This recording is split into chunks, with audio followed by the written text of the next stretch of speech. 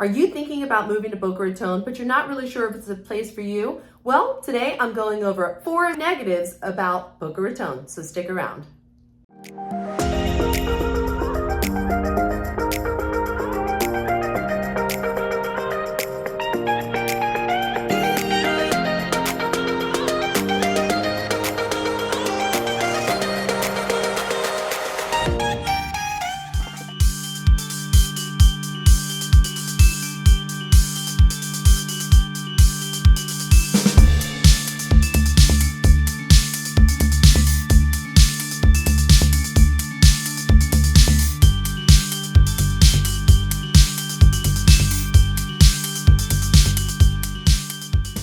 What's up, everybody? It's April Laura, your Florida realtor, right here in Boca Raton today, and I am talking about what people don't like about it. What are the worst things about Boca Raton? And if this is your first time to my channel and you want to know everything there is about working, eating, sleeping, playing, and living in Boca Raton and Florida, then make sure you tap that subscribe button and ring the little bell so you're notified every time I do a new video, because it's pretty much all I talk about.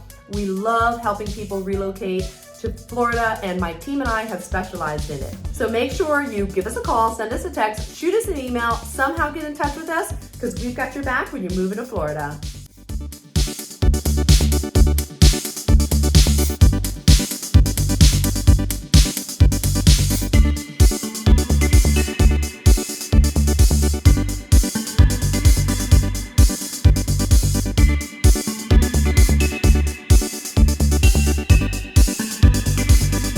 Boca Raton is a beautiful place to live. I mean, the city gives so much to the residents there. It's a beautiful area. The city is very well manicured, well taken care of. There are so many great beaches, beach parks, all types of parks, all kinds of amenities, fun things to do, great shopping, great restaurants. But some people, and this is number one, some people think it's boring, and I don't think it's the majority, but I have definitely heard people say that Boca Raton is boring and they moved because there was nothing to do there. Now, I'm not really sure what they were looking for, because with everything I just mentioned, and then there's all kinds of outdoor festivals and events and like free concerts at the Meisner Amphitheater. There's great things to do in Boca Raton, but they might be talking about nightlife. There is a lack of nightlife if you're like really young and want to party all night and just keep that vibe going. You may find it a little slower, a bit more small town as far as some bigger cities. So this is Royal Palm Plaza in Boca Raton. This area is full of great little boutiques, specialty stores, great restaurants, and it's got some great Mediterranean architecture where people can come. There's lots of restaurants, there's nightlife. If you live in this area, it's very easy to walk in the area and be able to shop, dine, and just have a good time. Now, the great thing about Boca Raton is that it is located in the south end of Palm Beach County. So you do have Delray Beach, which is right next door. So if you really want to go to some clubs, which aren't in Boca Raton, nightclubs, there are a couple in Delray Beach down on Atlantic Avenue. All types of bars, restaurants, all kinds of really fun things to do. Now, they are capped in both of those cities to close down at 2 a.m. So if you really want a bigger city vibe and you want to go clubbing and raving and partying all night, then you might want to go down to Fort Lauderdale, grab a hotel room, or definitely grab an Uber if you're drinking and having a good time, or go down to Miami. So maybe if you're a really young professional and you want to party and things like that, but that's really not the type of residents that are attracted to Boca Raton. Most of them are probably starting their families or settling down to start a family, professionals, and anywhere up. So I have heard that people would say that, oh, it's just like more mature, kind of slower. And you know, it is, but that's actually the draw for a lot of people, is that you're close enough to the bigger cities, but you're in the south part of Palm Beach County. You're in a gorgeous city that has so many different amenities just as the city alone. And then if you want even more amenities, you can buy into a development that has more amenities, or a golf club community. There's so many country clubs, all kinds of things to do. Lots of golf courses, tennis, beach, parks, all types of recreation and extracurriculars for the kids. So this might be a negative for some people. So number 2 is traffic. There can be a lot of traffic in Boca Raton, especially during snowbird season. Snowbird season runs from about December to mid or the end of April every single year. And that's when we have an influx of people into this city. So people are either vacationing here because the weather's so beautiful, or they own a second home, which is very, very common in Boca Raton, and people come in for the winter. So these snowbirds are here vacationing, enjoying their second home. They're not working and going to places in a timely manner. So most of the time are kind of relaxed and chill. And other people that live here, we actually are going to appointments, we need to be on time, and it can be a little cumbersome going through traffic lights and people that are just moseying along, checking out the sites, and driving like it's a Sunday. So that definitely happens in Boca Raton, especially in snowbird season or winter, especially when you're going like east to west or vice versa, because there are a lot of stoplights.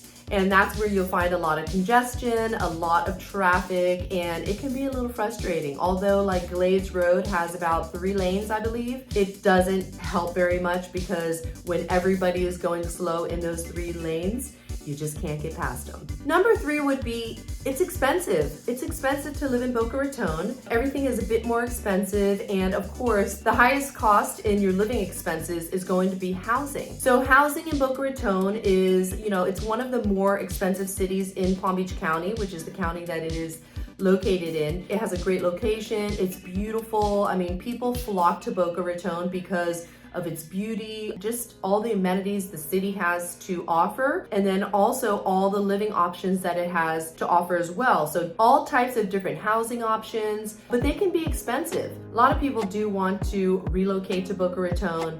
They're coming here for various reasons, but most of the people that I do help right now have been for the schools, because they're raising families and they want a great place to live in South Florida that has great schools, safety, a lot of amenities, a lot of extracurriculars for the kids. And they've read so much and learned so much about Boca Raton that they want to move into the area, which is all true. But they come here and they end up finding that for what they're paying for the price, depending on the price point, they're getting an older home, which may or may not be renovated, or maybe parts of the house have been renovated, but not entirely renovated. Then they're having questions about the roof age, the plumbing, all of the things that come with an older home. Even if you renovate a home, you really have to find out about what's underneath the home and really the structure of the home to make sure that you're not getting into a larger problem in the future than you really want to deal with.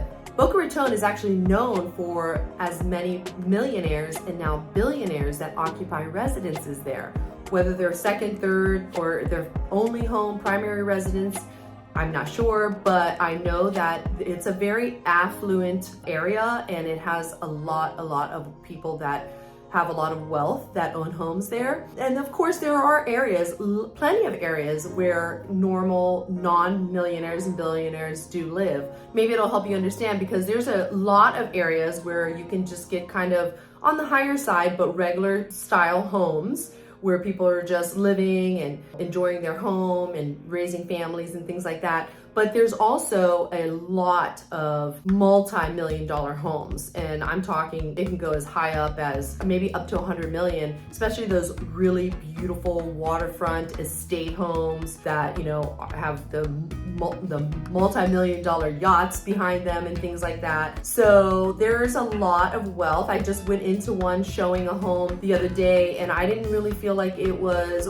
worth this price, but because it was in a club membership and all the amenities that were available to the people that live there to purchase as well, this home was over $16 million, and I was showing it for a rental actually at $50,000 a month to one of my clients. And it was a gorgeous house, don't get me wrong, but at 16 million, I would have expected a little bit more. So that's kind of what you need to know, that Boca Raton is expensive, and of course there are really nice things to do in Boca Raton and great restaurants, but all of that comes with a price. So understand that if you're living in Boca Raton, the housing costs are going to be probably a little bit more than what you're expecting, and living your daily life, it might be a little bit more expensive as well. So take that into consideration.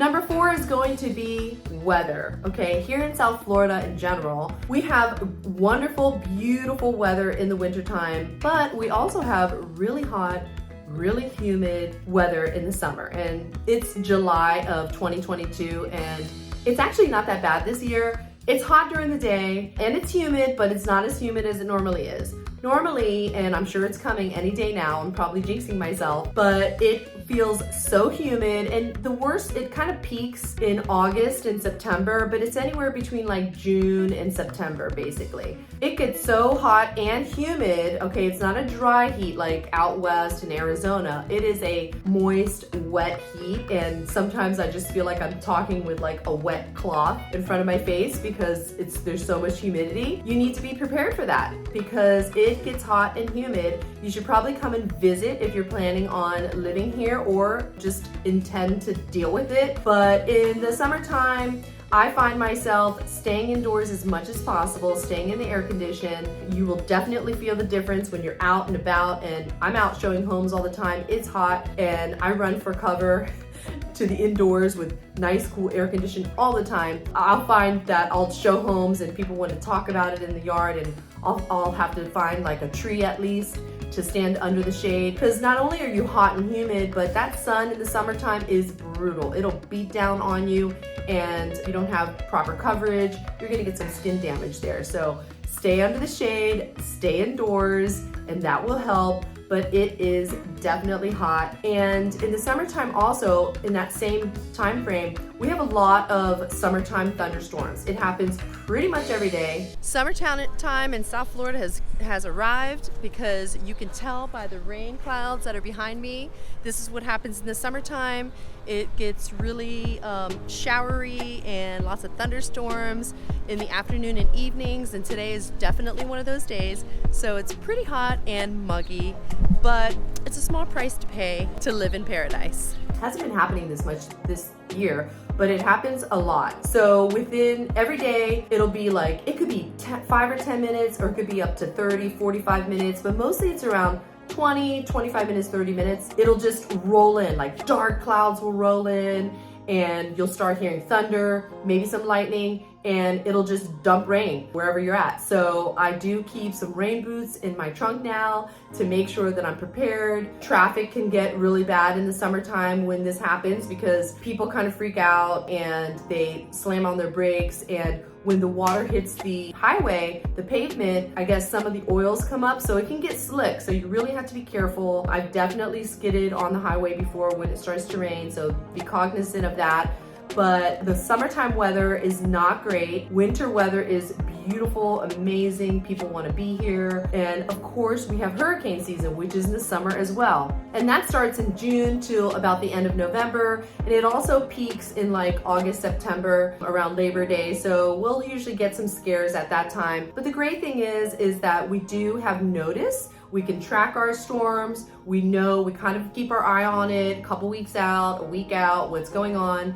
We're always prepared to deal with any kind of storms, and we just have to wait, watch, and deal with it. And no, they're not fun, and there are different levels of hurricanes. Not every hurricane is a disaster or is horrible. It could be just kind of like an inconvenience, or it could just be a scare, or it could be anything in between that and a complete disaster. I've lived in Florida all my life, and the only complete disaster that I've ever really experienced was Hurricane Andrew, and that was horrifying. It was a terrible experience. I hope I never, ever have to deal with that again, but that is really the largest, biggest storm, which made a lot of changes in construction and lots of different changes, and helped us prepare and made us smarter for preparing for future storms. But in order to find that perfect place that you may be thinking of or wanting to go see, or maybe you just have questions about, make sure you give us a call, send us a text, shoot us an email. We're helping people relocate every single day, and we'd love to help you as well. And until next video, I'll catch you later. And then if you want even more amenities, you can buy into a,